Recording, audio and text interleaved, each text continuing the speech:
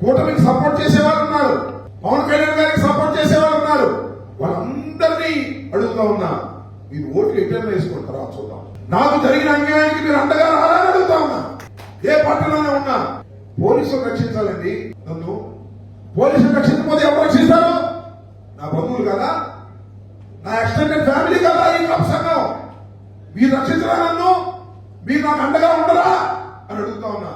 అయిపోయింది ఆ సంఘటన.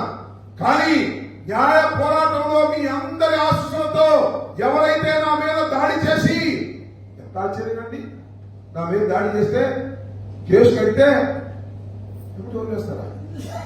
నా బాలు పగలగొట్టినందుకు, నా ఇంటి మీద బాంబులు వేసినందుకు, నా ఇల్లు పగలగొట్టినందుకు, నా ఆఫీస్ ధ్వంసం చేసినందుకు ఊరిని వదిలేస్తారండి? నేనేదో అన్నానని క్షమాపణ చెప్పానని 18 రోజులు జైల్లో పెట్టారే, కానీ ఆయన ఊరిలో వదిలేశారే. ఏంటి అన్యాయం అంటే ప్రభుత్వం మీరేనా? మీ కులం వాళ్ళేనా పోలీసులు?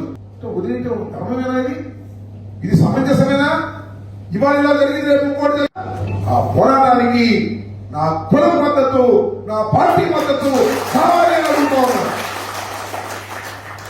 నా పేరు అంబటి రాంబాబే కాదు, నేను వైఎస్ఆర్ కాంగ్రెస్ పార్టీ నాయకుడే కాదు, నేను ఒక కాపు బిడ్డనే కాదు. పోరాటం చేసి నా మీద దౌర్జన్యం చేసినటువంటి అందరికీ శిక్ష పడేలాగా న్యాయ పోరాటం చేయకపోతే